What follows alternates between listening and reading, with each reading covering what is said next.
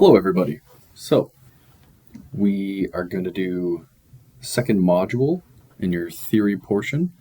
Going to look over it today and look at these three things: current, voltage, resistance. And in the last lecture I ended on transposing this equation, I equals E over R. And we're going to be looking at what each of these variables actually means today. So, to start off, we're going to look at current. And this is a diagram right out of your module. Basically, how we get electrical current is with a difference of charge. So you see in this diagram we have negative electrons, we have positive electrons. The negative electrons are going to want to go to the positive electrons. What they need is some kind of path to do that. And the path we usually use as electricians is a conductor. Okay? So we get negative electrons on this side, positive electrons on this side. The negative electrons will go down the conductor. Okay? And when they go down that conductor, what we say commonly is that we have current flowing, right? So current flows down the conductor because of the difference in charge. Okay? Now, how we create that difference is going to be a later module. We're going to touch on it a bit today in this lecture for this module, but just know for now that when we have that difference, negative electrons, positive electrons, we give them a path, then we have current flowing, right? When the electrons flow, current flows. So here are two different types of what are called schematic diagrams. These are both schematic diagrams. One is electron flow, and the important thing, or the important difference rather, is in the electron flow diagram, we have negative to positive, right? If you look at these arrows. And for conventional flow, we're going to go from positive to negative. Now, in this course, we're going to be dealing with electron flow for the most part, but seeing as the module mentions both and the module mentions you need to know both, I believe I said in the first lecture, everything in the modules is essentially fair game on a test, exam, or your TQ. So because they mention both, I just wanted to touch on both, but electron flow is really what we're talking about. And these arrows are showing the path for current to flow through the circuit, right? That last picture, we had negative electrons, we had positive electrons, but when we draw a diagram of that current flow as electricians, the most basic one is a schematic diagram, and we're going to draw it with electron flow, as in the path is going to go from, the current, is going to go from negative to positive.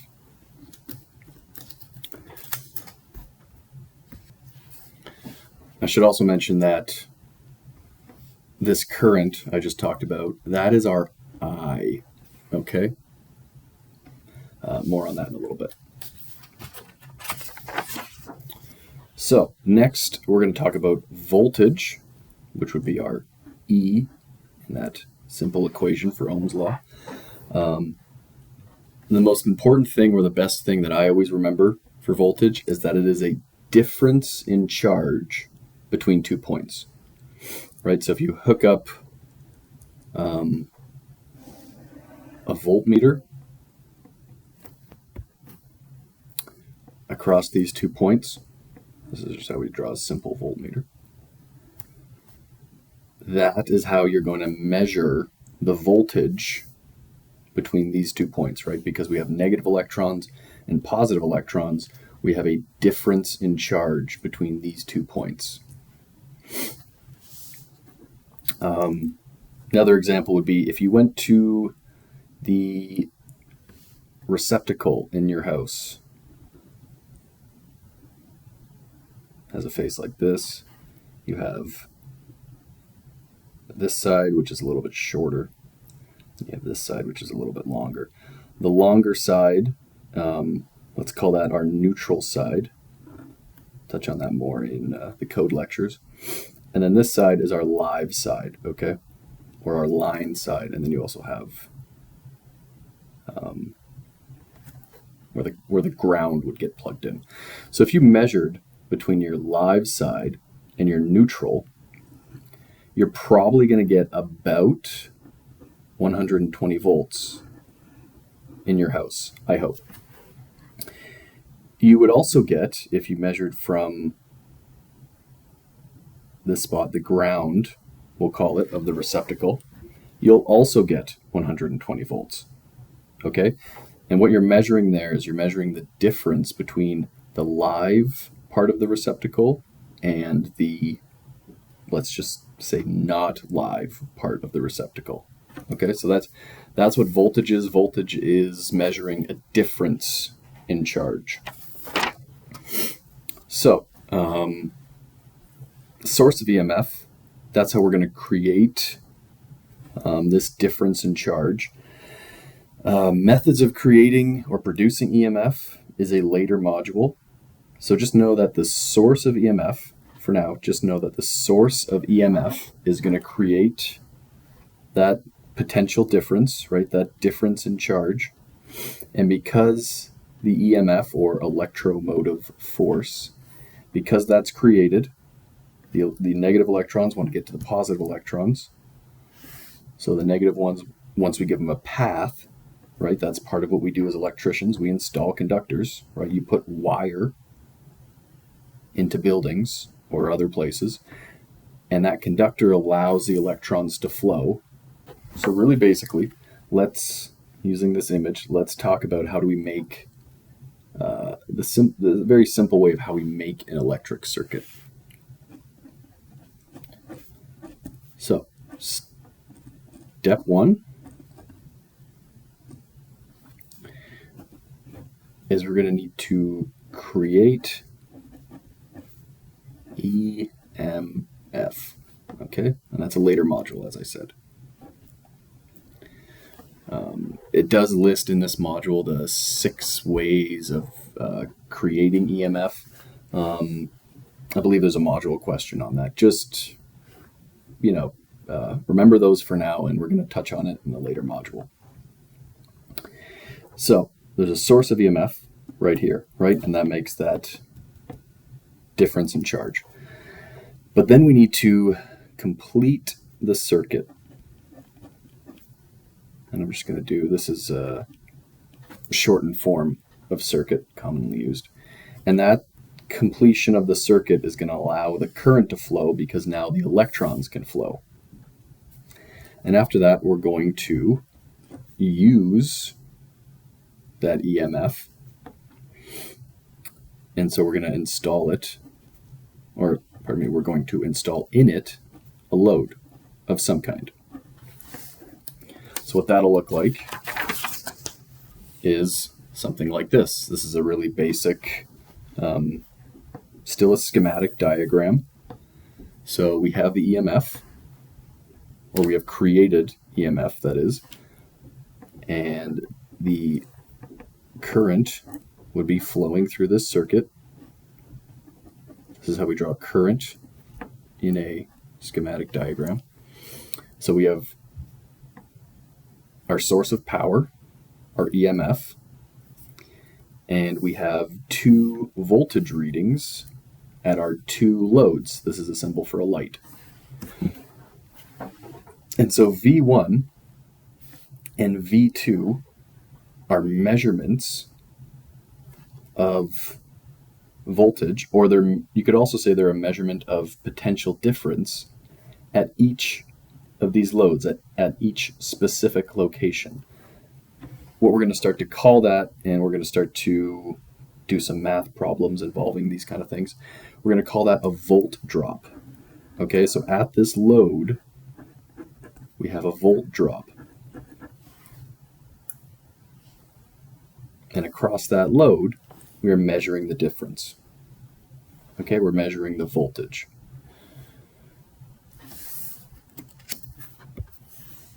So here's another example of a schematic diagram. This is obviously has a lot more to it, has many more loads. And I just wanted to, this is from your module as well. All these images are straight from your modules. I just want to show all these measurement spots. So we have our source right here, right? This would still be our EMF. This would be the source of our electrical power or our electromotive force. And so if we measured the difference from where the electrons are going to leave to where they will come back, it's going to be 120 volts. That EMF is producing 120 volts. So if we measure from the start of the circuit to the end of the circuit, the difference from the beginning to the end is 120 volts. And then we have all these different volt drops throughout this circuit. Okay, and we're going to start to do some more in-depth calculations in the next module. And then our third variable from that formula that we were transposing is resistance. Okay, it's R. Now, a good conductor, like a wire, like a copper wire, such as this. I hope some of you have seen this out in the field. This is just a white 14 gauge, right? It's copper. This is a conductor. The copper has very low resistance, right? Because we want those electrons to flow on this wire. A good conductor will have very low resistance. A good insulator is going to have very high resistance, okay? Because we don't want electrons to flow on something that is insulated. If you've ever used an insulated tool, you don't want electrons to flow on that tool because then you will get shocked, okay? One important thing to note is that resistance is going to be a fixed value, okay? So let's go back to this formula here. We were just talking about how the E is created by electromotive force, right? Depending on the ways in which you create electromotive force depends on how much E or voltage you're going to create. The I is, your module breaks down, so I believe it's a measurement of coulombs. So much electric charge is measured as so many coulombs. And that is basically measuring electrons flowing. So the more electrons flowing, the more current you're going to get. But resistance, once you make, for example, once they manufacture this wire, which does have a certain amount of resistance on it, once this wire is manufactured, the resistance is pretty much fixed. So as we start to do calculations in the course, just remember that resistances will change mathematically, but each resistor, like this is a symbol for one resistor, that resistance is going to be fixed at that one resistor. Okay? Another way to think about current flow and resistance is that if you, this may be a ridiculous example, but if you hooked up a battery to a tree, right? If you went to the forest and just took a battery and hooked it up to a tree, you're not going to have very much current flow, right? Because a tree is not a good conductor. A tree has very high resistance. It has a high R value. Whereas if you hooked up a battery, either end of this copper wire, you're going to have good current flow because this is a good conductor. It has a low R value. That's what we want. So, Ohm's law is going to tie all this together, right? So we transposed this formula yesterday. I'm just going to draw out each of the ways in which we transposed it. If you struggle with transposing, with changing formulas, you can also just try to memorize all the different ways a formula can be written. That's not the best way, but I myself, when I go to write a test on a scrap piece of paper or wherever I can, if it's a formula that really matters, I'll just write out all the ways it can be transposed. So those are the three ways we can represent Ohm's law. So there's three variables within the formula. We have E, which is measured in volts. We have I, which is measured in amps, right? Is an A, capital A. And we have resistance, which is measured in ohms. And I do not draw a good, that's an okay omega symbol. That symbol's called the omega symbol. It's just a measurement of resistance. And what's really important to remember about these three variables, and this formula will come up in every year of your schooling for your apprenticeship, is that current is directly proportional to voltage. And current is, on the other hand, what's known as inversely proportional to resistance. Hope I spelled that right. So what that means is if we have let's look at this formula. If we have more resistance in a circuit, that's going to lower our current. Or if we have more current in a circuit, or rather, if we want more current in a circuit, we need less resistance, right? Because if resistance is a fixed value, then we need to make less resistance before the circuit is set up. And if we look at this third formula, well, voltage is directly related to current and resistance. So if current increases, voltage increases. If resistance increases, voltage increases.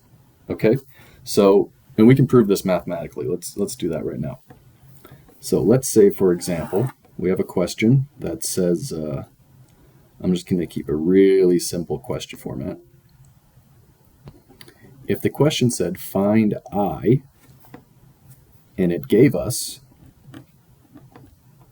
120 volts, and our resistance was, say 5 ohms of resistance, and I needed to find the I variable, I would put in, so I would equal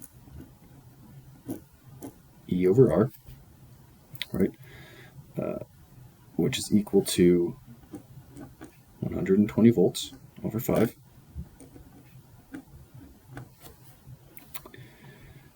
So then I is going to equal 24 amps. Right? We're just plugging these values. We got two values. We're going to plug that into the formula, and we're going to get our answer.